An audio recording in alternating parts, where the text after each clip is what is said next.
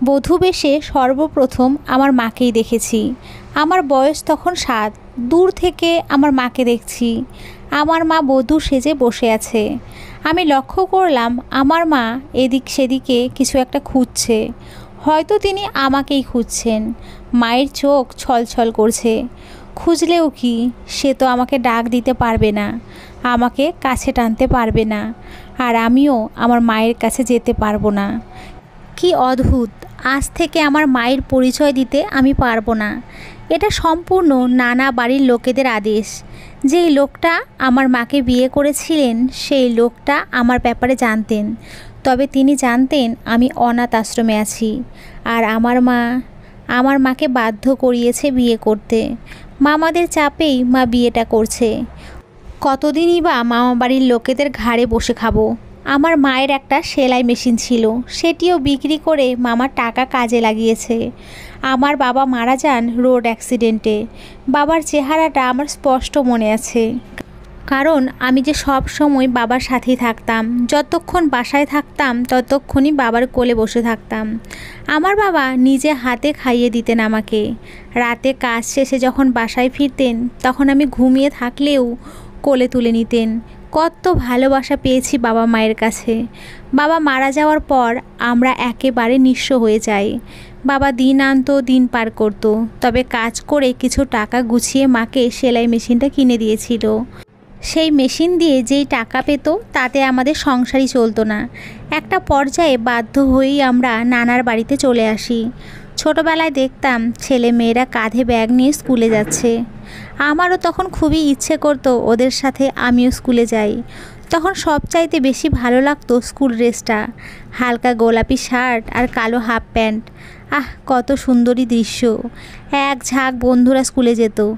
আমারও ইচ্ছে থাকা সত্ত্বেও আমি বলতে পারিনি আমিও ওদের মতো স্কুলে যাব।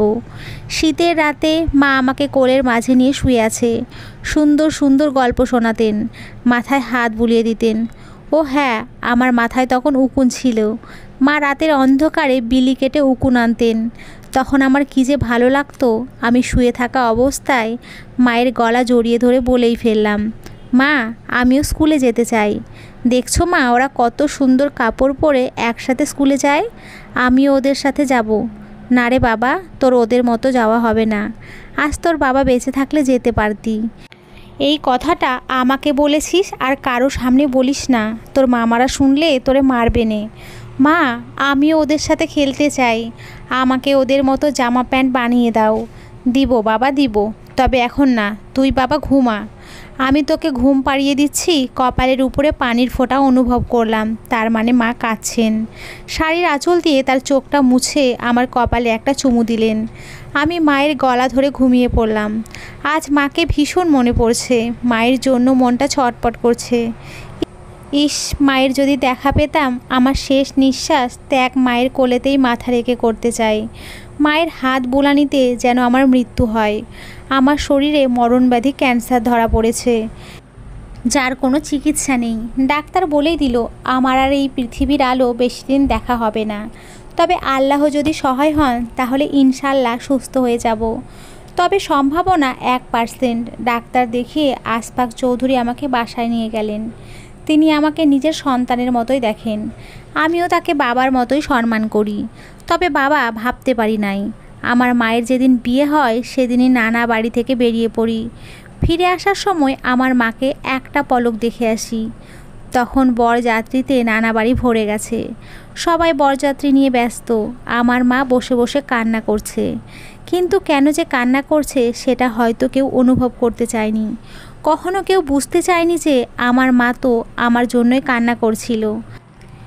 আর আমার মায়ের বিয়ের জন্য আমাকে সবার কাছ থেকে আলাদা করে রাখলো। এমনকি আমাকে বলেছিল যে বিয়ের দিন যেন আমি আমার মায়ের সামনে না যাই। আমি যদি আমার মায়ের সামনে যাই তাহলে আমার মাকে নাকি মারবে, এবং সেই সাথে আমাকেও নাকি মারবে। আমার মাকে মারবে সেই কথা শুনে আমি ভয় পেয়ে যাই, যেই কারণে আমি আমার মায়ের সামনেই যাইনি। কিন্তু মায়ের প্রচুর মায়া হলো।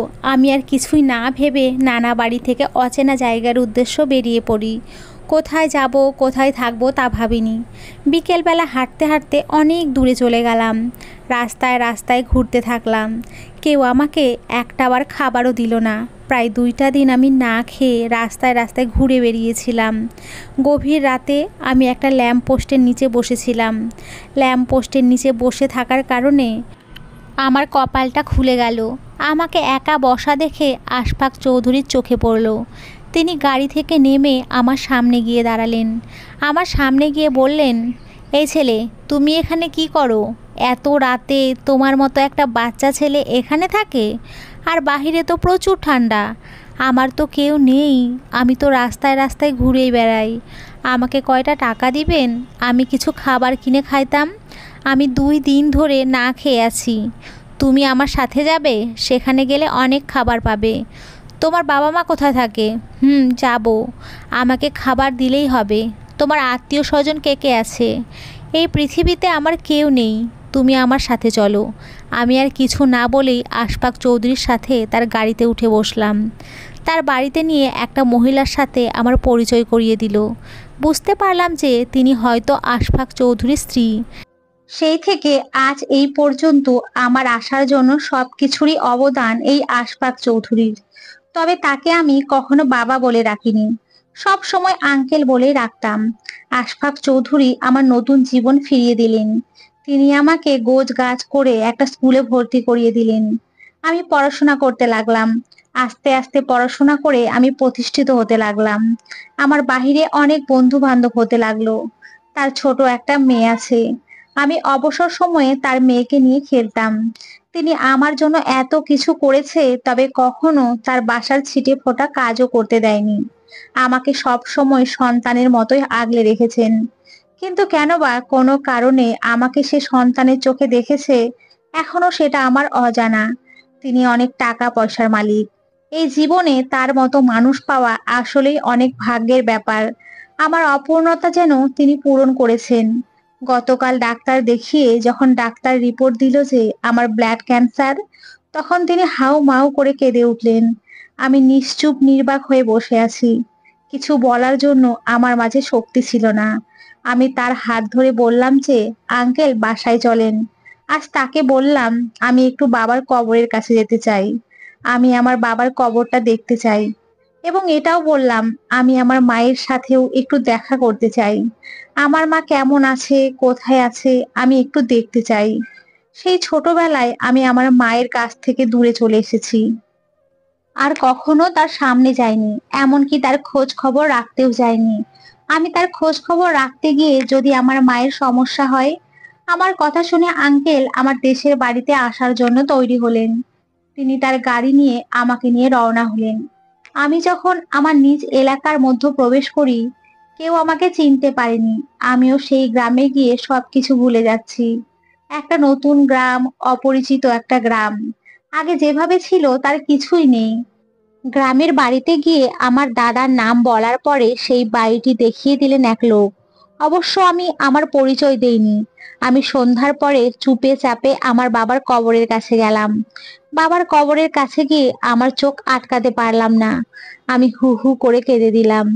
বাবাকে বললাম, এই বাবা, তুমি আমাকে কেন ছেড়ে চলে গেছো? তুমি চলে যাওয়াতে যে আমি সব কিছুই হারিয়ে ফেলেছি। আমি যে আমার বাবা মায়ের ভালোবাসা থেকে বঞ্চিত হয়েছি। তোমার চলে যাওয়াতে আমি আমার মাকেও হারিয়ে ফেলেছি। জানি না আমার মা কোথায় আছে, কিভাবে আছে। তবে কেন যেন বাবা তোমাকে ভীষণ মনে পড়ছে। তুমি আমাকে ছেড়ে না গেলে পারতে না? কেন এভাবে আমাকে একা ফেলে চলে গেলে? কেন আমি এতিম হলাম? বাবা, আমাকে একটু কোলে নেবে? তোমার কোলের উপরে বসিয়ে আমাকে একটু খাইয়ে দেবে? আমার হাতটি ধরে তুমি কি একটু রাস্তায় চলবে? আমার খুব ইচ্ছে করছে তোমার সাথে চলতে, তোমার কোলে বসতে, তোমার হাতে খাবার খেতে। বাবা প্লিজ, একটা বার আমার কাছে ফিরে আসো না। এই বাবা, তুমি কি আমার কথা শুনতে পাচ্ছো? বাবার কবরে জিয়ারত করার পরে আমি আমার নানা বাড়ির উদ্দেশ্য রওনা হয়েছি। জানি না আমার মায়ের দেখা পাবো কিনা, জানি না আমার মা বেঁচে আছে কিনা। আমার মায়ের সামনে গিয়ে আমি খুব শক্ত করে মাকে জড়িয়ে ধরবো। না, আমি আমার মায়ের দেখা পাইনি। তাহলে কি আমার মৃত্যুর আগে আমার মাকে জড়িয়ে ধরতে পারবো না? খুব ইচ্ছে করছে মায়ের কোলে মাথা রাখতে, আর যে কখনো মায়ের কোলটা চাইলেও পাবো না। মামা বাড়িতে গিয়ে আমার মায়ের কথা জিজ্ঞেস করার পরে তারা কেউই আমার মায়ের ব্যাপারে কিছুই বলতে পারলো না। মামাদের কাছে আমার পরিচয় দেইনি, তবে তাদের একটা লোভ দেখিয়েছিলাম যে আমার মায়ের নামে কিছু টাকা জমা আছে, সেই টাকার ব্যাপারে তার সাথে দেখা করতে চাই। তারপরেও জানতে পারলাম না কেন যেন তাদের কাছে আমার পরিচয়টা দিতে ঘৃণা লাগছিল। কেনই বা আমার পরিচয়টা দেব? তারা তো আমাকে বোঝা ভেবেছিল। তাদের জন্যই তো আমি আমার মাকে হারিয়েছি। তারা আমার কাছ থেকে আমার মাকে কেড়ে নিয়েছে। শুধু তাই নয়, আমার ছোটবেলার সুখ, মায়ের আদর, সোহাগ সবই তাদের জন্য হারিয়ে ফেলেছি। এমনকি আজও আমি আমার মায়ের দেখাটা পেলাম না। জানি না আমার মা কেমন আছে, কোথায় আছে। যার কাছে আছে ভালো আছে তো। আমার মায়ের দেখা না পেয়ে আমি আবারও শহরের উদ্দেশ্য রওনা হলাম। এখন আমার সেই মানুষটিকে খুঁজে বের করতে হবে, যেই মানুষটা আমার মাকে বিয়ে করেছিলেন। হয়তো তার সবকিছু জানতে পারলে হয়তো আমি আমার মাকে খুঁজে পাবো। শরীরটা বেশ খারাপ লাগলো। নিজের মাঝে কেমন যেন দুর্বলতা কাজ করতে লাগলো। ঠিক মতো হাঁটা চলা করতে পারছি না। হঠাৎ করে আমি প্রচুর পরিমাণে অসুস্থ হয়ে পড়ি। আমার নাক মুখ থেকে প্রচুর পরিমাণে রক্ত পড়তে লাগলো। আঙ্কেল আমার এই অবস্থা দেখে আঙ্কেল খুব দ্রুততার সহিত আমাকে মেডিকেলে নিয়ে যান। আমার মাঝে কতক্ষণ জ্ঞান ছিল আমি জানি না। যখন আমার জ্ঞান ফেরে তখন আমি দেখি চৌধুরী এবং তার মেয়ে কনক আমার পাশে বসে আছে। আমার জ্ঞান ফেরার পর আশফাক চৌধুরী বলেন, রায়ান এখন তোমার কেমন লাগছে? 2টা দিন ধরে তোমার জন্য আমরা চিন্তায় ছিলাম। তুমি 2 দিন ধরে অজ্ঞানের মতো পড়েছিলে। মেডিকেলে নিয়ে ডাক্তার দেখানোর পরে ডাক্তার তোমাকে বাসায় পাঠিয়ে দেয়। এই তো মেডিকেল থেকে আসার ঘন্টাখানেক পরেই তোমার জ্ঞান ফিরলো। আচ্ছা, আমার কি হয়েছিল? আমি তো কিছুই মনে করতে পারছি না। তুমি হঠাৎ করে অজ্ঞান হয়ে পড়ো এবং তোমার নাক মুখ থেকে প্রচুর পরিমাণে ব্লিডিং হচ্ছিল। তারপরেই তো আমরা তোমাকে মেডিকেলে নিয়ে গেলাম। তাহলে আমি কি আর বেশি দিন বাঁচবো না? বাবা এসব কথা বলে না। আল্লাহর রহমতে তুমি সুস্থ হয়ে যাবে। আর আমি চেষ্টা করছি যেভাবেই হোক তোমার ভালো ডাক্তার কিভাবে দেখানো যায়। আর তাছাড়া আমি অলরেডি ডাক্তারদের সাথে কথা বলেছি কি করলে তুমি আবার আগের মতো ফিরে আসতে পারবে। কিন্তু ডাক্তার যে বলল আমি আর বেশি দিন বাঁচবো না। আমি আর এই পৃথিবীর আলো বেশি দিন দেখতে পারবো না। কে বলেছে? আল্লাহ চাইলে সবকিছুই সম্ভব। আল্লাহ যদি চায় তাহলে তুমি খুব দ্রুতই সুস্থ হয়ে যাবে। রায়ান তুমি একটুও ভয় পাবে না, নিজেকে শক্ত রাখো। আর আমরা সব সময় তোমার জন্য দোয়া করছি। আমরা তো চাই তুমি ঠিক আগের মতোই যেন সুস্থ থাকো। আমার তো কোনো ছেলে সন্তান নেই। আমি তো তোমাকেই সব সময় আমার ছেলের মতোই দেখেছি। তোমার কিছু হয়ে গেলে আমাদের কি কষ্ট হবে না? আঙ্কেল একটা কথা বলবো? হ্যাঁ বলো, তুমি কি বলতে চাও? আপনি আমার জন্য এত কিছু করেছেন, আমাকে সন্তানের মতো দেখেছেন, কিন্তু আপনার কি একটা বারও প্রশ্ন জাগে না যে আমি তো আপনাকে কখনো একটা বার বাবা বলেও ডাকলাম না?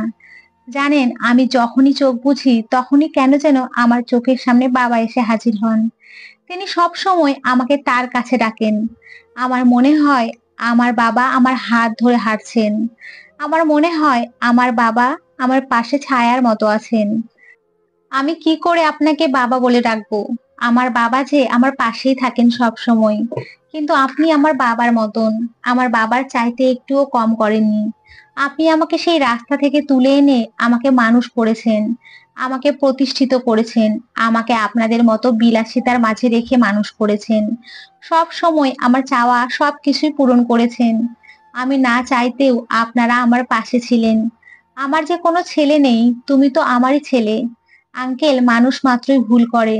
না জানা সত্ত্বেও যদি কখনো আপনার সাথে বেয়াদবি করি বা কখনো কোনো কারণে আপনার মনে কষ্ট দিয়ে থাকি, আমাকে ক্ষমা করে দেবেন। আমি হয়তো আমার মায়ের কাছে চাইতেও পারবো না, আমার বাবার কাছে চাইতে পারবো না, কিন্তু আপনিও তো আমার বাবা। আপনি আমাকে ক্ষমা করে দিয়েন। আর আমার আরেকটি চাওয়া কি আপনি পূরণ করবেন? তুমি কি চাও আমাকে বলো। আমার সামর্থ্য থাকলে আমি অবশ্যই পূরণ করব, কেন করব না? আপনি কি আমার মাকে আমার কাছে একটাবার এনে দিতে পারবেন? আমি যে আর পারছি না, মাকে ভীষণ দেখতে ইচ্ছে করছে। আমার মরার আগে আমার মাকে প্লিজ একটাবার আমার কাছে এনে দিন না। আমি জানি যে আমার মায়ের কোনো ভুল নেই, আমার মায়ের কোনো দোষ নেই। তারপরেও আমি আমার মায়ের কাছ থেকে আড়ালে ছিলাম। আমি যদি আমার মায়ের কাছে যাই তখন যদি আমার মায়ের কোনো ক্ষতি করে, সেই জন্যই আমি আমার মায়ের কাছে যাইনি। কিন্তু এখনো নিজেকে অনেক অপরাধী মনে হচ্ছে। আমি সন্তান হয়ে কেন যাইনি তার কাছে? আমি চেষ্টা করব বাবা তোমার ইচ্ছেটা পূরণ করার। আমি আবারও যাব তোমার মামা বাড়িতে। সেখানে গিয়ে আমি তার খোঁজ খবর নেব এবং যেখানে তোমার মাকে তারা বিয়ে দিয়েছিল আমি সেই পরিবারের সম্পর্কে জানবো। তুমি চিন্তা করো না, আমি যে কোনোভাবেই তোমার মাকে তোমার কাছে নিয়ে আসবো। আমার উপরে এতটুকু ভরসা করতে পারো তো নাকি? আমি আপনাকে কি বলবো বুঝতে পারছি না। তবে আমি মরে গেলে আমি আবারও আল্লাহের কাছে চাইবো আপনার মতো একটা বাবার সন্তান হতে যেন পারি। একটা বাবা সন্তানের জন্য যতটুকু না করে তা আপনি করেছেন। তুমি এখন চুপচাপ ভাবে খাবার খেয়ে ওষুধ খেয়ে নাও। ডাক্তার ওষুধ দিয়েছে। আর হ্যাঁ, ওষুধ খেয়ে তাড়াতাড়ি ঘুমিয়ে পড়বে। আমি আর কথা না বলে তার কথা অনুযায়ী ওষুধ খেয়ে শুয়ে পড়লাম। কিন্তু কিছুক্ষণ পরে কনক আমার রুমে আসলো, এসে বলল, কি ব্যাপার, তুমি এখনো ঘুমাওনি? মাত্রই তো খেলাম, ঘুম আসছে না কেন জানি। তুই আমাকে এক কাপ চা বানিয়ে দিবি? আচ্ছা বসো, আমি নিয়ে আসছি। কিছুক্ষণ পরে বড় একটা মগে এক মগ চা বানিয়ে নিয়ে আসলো। আমি তো দেখে অবাক, এতখানি চা কে খাবে? কিরে, এতখানি চা এনেছিস? আমি কি হাতি? আমি আছি না, আমি খাবো। তুমি অর্ধেকটা খেয়ে আমাকে দিও, তারপর আমি খেয়ে নেব। আর একটা কাপ নিয়ে আয়, আমি এখান থেকে দিচ্ছি। না না, কাপ লাগবে না, এটাতেই হবে। তুমি আগে খাও, তারপর আমার কাছে দিও। কনকের সাথে কথা বলতে বলতে চোখটা লেগে আসলো। ভোরবেলা আমার ঘুম ভেঙে গেল। তারপরেও বিছানায় শুয়েছিলাম। শরীরটা বেশ ক্লান্ত, তাই আর কাউকে না ডেকে আমি চুপচাপ ভাবে শুয়ে থাকলাম।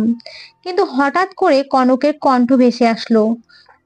ড্রয়িং রুমে বসে ওর বাবাকে বলতে লাগলো, বাবা, আমি এই পর্যন্ত তোমার কাছে কিছুই চাইনি। এই যে আমাদের এত এত টাকা পয়সা, একদিন তো সবকিছু তুমি আমাকে দিয়ে দেবে, তাই না? আমি তোমার কাছে একটা জিনিস চাইবো, তুমি আমাকে দেবে? বাবা, আমি রায়ানকে ভালোবাসি, কিন্তু এখন পর্যন্ত ওকে আমি এই কথাটা বলতে পারিনি। কিন্তু যখন বলবো তখনই শুনি রায়ানের ব্লাড ক্যান্সার। রায়ান নাকি আমাদের মাঝে আর বেশি দিন বাঁচতে পারবে না। জানো বাবা, তারপর থেকে আমি আর রাতে ঘুমাতে পারছি না। আমি দিব্যি পাগল হয়ে যাচ্ছি। কি সব বলছিস, তোর মাথা ঠিক আছে? বাবা, আমি তো তোমার কাছে আগে কিছুই চাইনি। তুমি প্লিজ আমার করে দাও না রায়ানকে। তুমি রায়ানের চিকিৎসার জন্য ওকে দেশের বাইরে নিয়ে যাও। আমি রায়ানকে নিয়ে বাঁচতে চাই। আমি রায়ানকে নিয়ে সারা জীবন একসাথে থাকতে চাই। আর রায়ানকে বিদেশে পাঠানোর আগে আমি ওকে বিয়ে করব। তুমি শুধু এই সম্মতিটা আমাকে দাও। কনক আমাকে ভালোবাসে? আমার যে মরণ ব্যাধি ক্যান্সার এটা জানা সত্ত্বেও ও আমাকে বিয়ে করবে? এটা কখনো সম্ভব না। আমি জেনে শুনে কনকের লাইফটা ধ্বংস করে দিতে পারি না। হয়তো কনকের বাবা কনকের কথার অনুযায়ী আমার সাথে ওর বিয়ে দিতে রাজি হবে এবং আমার চিকিৎসার জন্য দেশের বাইরে পাঠানোর জন্য সবকিছুই রেডি করবে। কিন্তু না, আমি তা কখনোই হতে দেব না। আমি কিছুতেই কনকের বাবার আর একটা টাকাও নষ্ট করতে দেব না। আমি জানি আমার মৃত্যু নিশ্চিত। তারা আমার জন্য যথেষ্ট করেছে, কিন্তু হঠাৎ করে কনক কি সব শুরু করেছে? এসব পাগলামির কোনো মানেই হয় না। কনকের বাবা মেনে নিলেও আমি তো মেনে নিতে পারি না। ভালোবাসা কি তা নিয়ে কখনো কিছুই ভাবিনি। আর ভাবতেই বা যাব কেন? কনক আমার ছোটবেলার খেলার সাথী। এসব ভাবতে ভাবতে কখন যে চোখের কোণে জল জমাট বেঁধে আছে আমি বুঝতেই পারলাম না। কিছুক্ষণ পরে কনক আমার রুমে আসলো। এসে বলল, তুমি এখনো ওঠোনি? আমরা সেই কখন থেকে তোমার জন্য অপেক্ষা করে আছি। তোমার না ভোরবেলা ওষুধ আছে, সেটা খেতে হবে তো নাকি? এভাবে কষ্ট পেয়ে থাকলে চলবে? নিজের প্রতি একটু খেয়াল রাখতে হবে, তাই না? তাড়াতাড়ি উঠে ফ্রেশ হয়ে খেতে হবে। তুই যা, আমি এখন আর উঠবো না, আমার ভালো লাগছে না। তাড়াতাড়ি ওঠো, নইলে কিন্তু বাবাকে ডাক দেবো। ওই শোন না, থাক কিছু না। তুই যা তো, আমাকে একটু রেস্ট নিতে দে। দিলি তো ঘুমটা নষ্ট করে। ওই, তোমার কি সমস্যা বলো তো? ইদানিং দেখছি তুমি নিজের প্রতি কোনো খেয়াল রাখছো না, এমন কেন করছো? নিজেকে এভাবে ছেড়ে দিলে হবে? একটু কেয়ার তো করতে হবে। আমার এই অনিশ্চিত জীবনে নিজের কেয়ার নিয়ে আর কি হবে? একদিন তো সবাইকেই ছেড়ে আমি চলে যাব। আচ্ছা, তুমি কি উল্টো পাল্টা কথা ছাড়া আর কিছুই ভাবতে পারো না? তোমার না এইসব কথা আমার শুনতে একদমই ভালো লাগে না। তুমি চলো তো, খেতে বসবো। ফ্রেশ হয়ে খাবার দাবার শেষ করে আমি নিশ্চুপ ভাবে ডাইনিং টেবিলে বসে আছি। কনক আমার পাশেই বসে আছে, হয়তো কোনো কিছু একটা বলতে চাইবে আমাকে। কিন্তু ওকে কিছু বলার সুযোগ না দিয়ে আমি সেখান থেকে উঠে গেলাম। একটু পরেই কনক আমার রুমে এসে হাজির। ও খুব সুন্দর একটা শাড়ি পরেছে, লাল পাড়ের হালকা গোলাপি কালারের শাড়ি। কনক চোখে কাজল পরেছে আর কপালে কালো টিপ। আমার সামনে এসেই বলল, টিপটা একটু ঠিক করে পরিয়ে দাও তো। আয়না আছে, আয়না দিয়ে ঠিক কর। আরে আমার হাতে তো নেল পালিশ লাগিয়েছি, তাই তোমাকে এসে বললাম। আচ্ছা সামনে দাঁড়া তাহলে। তুই একটা কথা কি জানিস? কি? সব চাওয়া কিন্তু পাওয়া যায় না, আর সব পাওয়া কখনো ভাবাও যায় না। চাওয়া পাওয়ার এই দুনিয়াটা বড়ই নিষ্ঠুর। আমি চেয়েছিলাম খুব সুন্দরভাবে বাঁচতে, তোদের মতো সুন্দর একটা ফ্যামিলি পেয়েছিলাম, কিন্তু দেখ ভাগ্যের খেলায় তোদের মতো একটা ভালো ফ্যামিলি পেয়ে গেলাম। আমি তোর মতো ভালো একটা সঙ্গী, বাবা মা সবই পেয়েছিলাম। আমিও চেয়েছিলাম আমার সারাটি জীবন তোদের এই পরিবারে কাটিয়ে দেওয়ার, কিন্তু আমার এই চাওয়াটা আর পাওয়া হবে না, আর কখনো সম্ভবও না। কিছু চাওয়া পূর্ণতা পায় না, অপূর্ণতায় থেকে যায়। তাই সব চাওয়া কখনো প্রকাশ করতে নেই, নিজের মাঝেই লুকিয়ে রাখতে হয়। হঠাৎ করে তুমি এমন করে বলছো যে? না না, এমনি বলছি। মিথ্যে কিছু তো বলনি। চলো আমরা ঘুরতে বের হই। ভালো লাগছে না আমার। এভাবে চুপচাপ ভাবে কতক্ষণ বাসায় থাকবে? বাইরে চলো, মনটা ফ্রেশ হবে। আর তোমার অনেক ভালো লাগবে। বাসার মধ্যে আছি এটাই বেশ। আরে চলো না, এমন করছো কেন? আর তাছাড়া তোমায় আমার কিছু বলারও আছে। অন্য কোনো একদিন বলিস, তবে আজ না। আমি জানি কনক আমাকে কি বলবে। হয়তো কনক ভালোবাসার কথাটাই আমাকে বলবে, কিন্তু সেই সুযোগটা আমি কখনোই দেব না। আর ও কখনো সুযোগও পাবে না। আমি হারিয়ে যাব অনেক দূরে, সবার আড়ালেই থেকে যাব। কনককে আমি আর কোনো পাত্তা দিলাম না। ও আমার রুম থেকে চলে গেল। বিকেল বেলা আমি ওদের বাসা থেকে বেরিয়ে এলাম। রাস্তায় হাঁটছি আর ভাবছি আমার জীবনটা এমন না হলেও পারতো।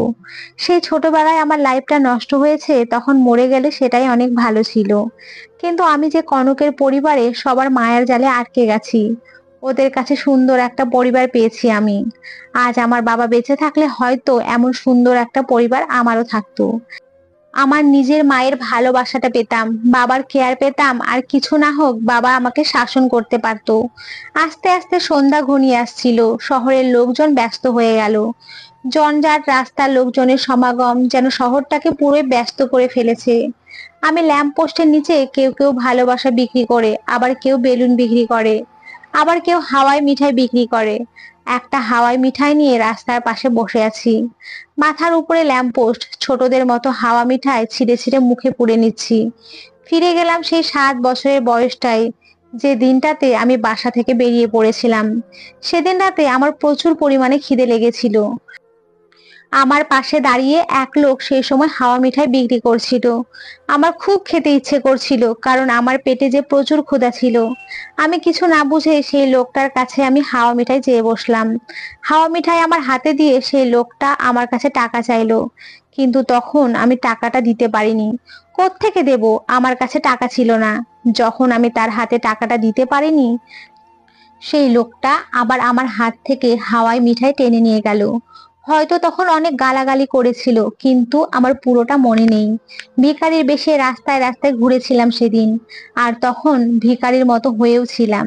আমার যে কেউ ছিল না, কিন্তু এখন আমার কিন্তু সবই আছে। আমার বেঁচে থাকার ইচ্ছে আছে, কিন্তু আমি যে আর বেঁচে থাকতে পারবো না। এই রায়ান, কাঁদছিস কেন? এই দেখ, তোর পাশে তোর বাবা আছে। এইভাবে ভেঙে পড়লে হবে? তোর তোর সাথে তোর বাবা মায়ের দোয়া আছে। আল্লাহর দয়ায় তোর কিছুই হবে না। আমার বাবার ভয়েসটা আমার কানে ভেসে উঠলো। আমি এদিকে সেদিকে তাকিয়ে আমি বাবাকে দেখতে পেলাম না। হয়তো বাবা ওই তারাদের দেশে থেকেই আমাকে বলছেন।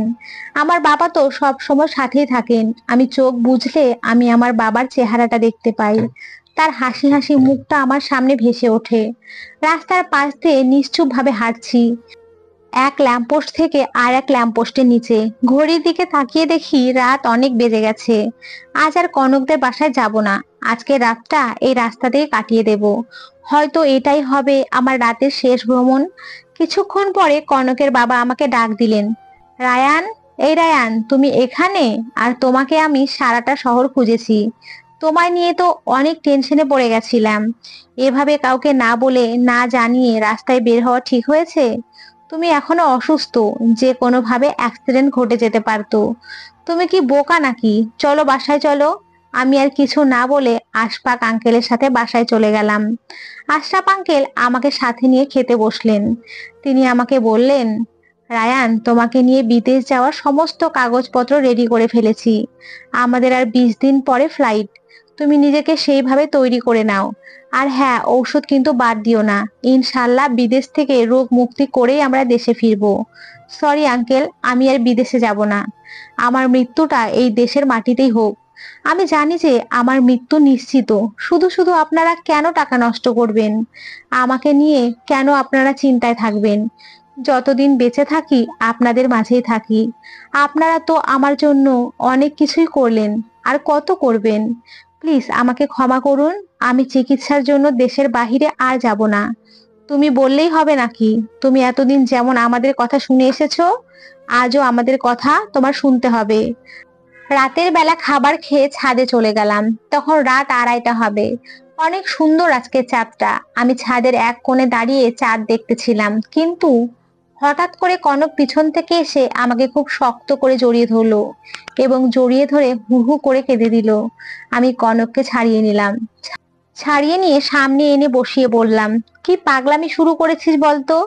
আমার জন্য তোরা আর কত কষ্ট সহ্য করবি? আমাকে তো তোরা সেই ছোটবেলা থেকেই এই পর্যন্ত নিয়ে এসেছিস। প্লিজ এসব বাদ দে। আর আমার তো কোনো নিশ্চয়তা নেই, কেন খামাখা পাগলামি করছিস? রায়ান, আমি তোমাকে অনেক আগে থেকেই ভালোবাসি, কিন্তু আমি তোমাকে ভালোবাসার কথা বলতে সাহস পাচ্ছিলাম না। আমি জানি তুমি মেনেও নিতে পারবে না, সেই ভয়ে আমি তোমাকে এতদিন কিচ্ছু বলিনি। কিন্তু জানো, যখন তোমার অসুস্থতার কথা শুনি, তখন আমি কি করব বুঝে উঠতে পারলাম না। আমি দিব্যি পাগলের মতো হয়ে গেছি। আমি কি করব বলো? তোমাকে যে আমি বড্ড ভালোবাসি। দেখ, তুই একটু ভুল মানুষকে ভালোবেসেছিস, যেই মানুষটার কোনো অস্তিত্ব নেই। এসব ব্যাপার তুই ভুলে যা। আর তুই তো আমার চেয়ে অনেক ভালো ছেলেকে বিয়ে করতে পারবি। আমার চাইতে অনেক ভালো একটা মানুষ পাবি। তুই শুধু আমার জন্য দোয়া করিস, আমি যেন আমার চাওয়াগুলো মরণের আগেই পাই। তুমি আবার উল্টো পাল্টা বলতে শুরু করেছো। বাবা তো বললো তোমাকে নিয়ে দেশের বাইরে যাবে, কাগজপত্র সব রেডি করে ফেলেছে। তুমি কেন এমন ভয় পাচ্ছো? আসলে আমার কোনো ভয় নেই, কিন্তু আমার মরণের পর একটা আফসোস থেকে যাবে। আমি হয়তো আমার মায়ের কাছে যেতে পারবো না। আমার মরণের সময় যে আমার মায়ের কোলে মাথা রাখতে পারবো না। আমার এই একটাই আফসোস। আর আঙ্কেল যে দেশের বাইরে পাঠানোর জন্য ব্যবস্থা করেছে, হয়তো আমার দেশের বাইরে যাওয়া হবে না। আচ্ছা তুমি বাদ দাও তো, এখন নিচে চলো, রাত তো অনেক হলো।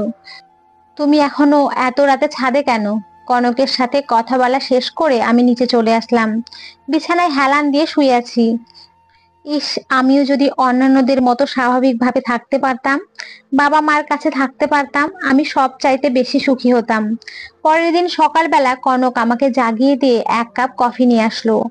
আমার হাতে 1 কাপ কফি দিয়ে ওর নিজের কাপে চুমুক দিয়ে বলতে লাগলো, আজকে তোমায় নিয়ে ঘুরতে যাব, সারাদিন রিস্কায় চড়বো, আর আমার কিছু কেনাকাটা আছে, সেগুলো তুমি কিনে দেবে। আমার যে শরীরটা অতটা ভালো নেই, আমি কিভাবে বের হব? আচ্ছা তাহলে আমাদের গাড়িটা নিয়েই বের হব, কিন্তু আজকের দিনটা আমি তোমার কাছে চাই চাই। আচ্ছা ঠিক আছে, তাহলে পরন্ত বিকেলে বের হব। রোদের মাঝে আমি বের হয়ে ঘুরতে পারবো না। তোমার জন্য একটা গুড নিউজ আছে, এখন দিব নাকি পরে দেব? আমার আবার কিসের সুসংবাদ? এখনই বল শুনি। না থাক, এখন বলবো না, রাতে বলবো। আচ্ছা তোর ইচ্ছা। বিকেল বেলা কনককে নিয়ে ঘুরতে বের হয়েছি। একটা লাল শাড়ি পরেছে আর আমাকে জোর করে একটা পাঞ্জাবি পরিয়েছে। পাঞ্জাবিটা ছিল একেবারে হলুদ কালারের। গত বছর কনক আমাকে কিনে দিয়েছিল। এই যে কনকের সাথে ঘোরাফেরা করি, তা নিয়ে ওর পরিবারের কারো কোনো সমস্যা ছিল না, কারণ তারা আমাকে সবাই যথেষ্ট ভালোবাসতো। তাদের মাঝে যদি ভালোবাসা না থাকতো, তাহলে হয়তো আমাকে রাস্তা থেকে কুড়িয়ে নিয়ে এত বড় করতে পারতো না। তাদের ইচ্ছে থাকতো না। তারা আমাকে যতটা ভালোবেসেছে, আমিও তাদের যথেষ্ট পরিমাণ সম্মান দিয়েছি। বাবা মায়ের চাইতে কম নয়। কিন্তু যেই মানুষটা আমার জন্য এত কিছু করেছে, সেই মানুষটাকে আমি একটাবার বাবা বলে ডাকতেই পারলাম না। হয়তো সেই মানুষটার মাঝে একটা চাপা কষ্ট থেকে যাবে, কিন্তু আমার নিজে থেকে কেন যেন বাবা ডাকটা বের হচ্ছিল না। কনক কপালে টিপ পড়তে পড়তে আমার হাতটা ধরে বাসা থেকে বের হয়ে আসলো। গাড়িতে ওঠার পরে কনক বলল, একটা পার্কে যাব। কিন্তু আমার পার্ক একদমই ভালো লাগে না। নিরিবিলি নীরব জায়গাটাই আমার সব সময় পছন্দ। আমরা একটা নদী পাহাড়ের উদ্দেশ্যে রওনা হয়েছি। নদীর পাড়টাকে অনেক দূরে, সেখানে যেতে প্রায় 1 ঘন্টার মতো সময় লাগে। লাগুক, তারপরেও লোকজনের ভিড় একদমই ভালো লাগে না। নদীর পাড়ে সুন্দর প্রকৃতি দেখতে কার না ভালো লাগে। নীরব নিস্তব্ধ, কোনো লোকজনের সমাগম নেই। নদীর পাড়ে নেমে কনক আমার হাত ধরে হাঁটছে, আর কনকের চুলগুলো আমার মুখের উপরে উড়ে এসে পড়ছে। মন চাইছে না ওর চুলগুলো মুখের উপর থেকে সরাতে। তারপরেও আমি কনকের সামনে বিরক্তির ছাপ নিয়ে চুলগুলো সরিয়ে দিলাম। একটা পিচ্চি মেয়ে অনেকগুলো ফুল হাতে নিয়ে বিক্রি করছে। বহু রকমের ফুল রয়েছে মেয়েটির হাতে। কনক আমাকে বলল একটা ফুল কিনে দিতে। আমি মেয়েটির হাত থেকে সবগুলো ফুল কিনে কনকের হাতে দিলাম, আর কনককে বললাম, জানিস কনক, আমার পছন্দের ফুল কিন্তু জবা ফুল। একদম টকটকে লাল জবা। জবা ফুলের কোনো কাঁটা নেই, এই জন্যই আমার জবা ফুল সব থেকে বেশি ভালো লাগে। হঠাৎ করে আমার প্রচুর পরিমাণ খারাপ লাগা শুরু করলো। আমি কনককে বলে তড়িঘড়ি করে বাসার উদ্দেশ্যে রওনা হলাম। কিন্তু আমার আর বাসায় যাওয়া হলো না। গাড়িতে বসেই প্রচুর পরিমাণে ব্লিডিং শুরু হয়েছে। নাক মুখ থেকে প্রচুর পরিমাণে রক্ত ঝরছে। এক পর্যায়ে আমি সেন্সলেস হয়ে পড়ি। কনক আমাকে মেডিকেলে নিয়ে ভর্তি করে ওর বাবাকে ফোন দেয়। ডক্টর আমাকে ট্রিটমেন্ট করে মেডিকেলে ভর্তি করায়। আমার মুখে অক্সিজেন মাস্ক লাগানো, আমি শুধু ওদের 2 চোখ দিয়ে দেখতে পাই, কিন্তু কোনো কিছু বলার শক্তি আমি পাচ্ছি না। কনকের বাবা আমার মাথায় হাত বুলিয়ে দিয়ে বলছে, চিন্তা করিস না, সুস্থ হয়ে যাবি। কনক অনবরত 2 চোখের পানি ফেলছে আমার আড়ালে। আমি বুঝতে পারলাম হয়তো এখানেই আমার জীবনের সমাপ্তি ঘটবে।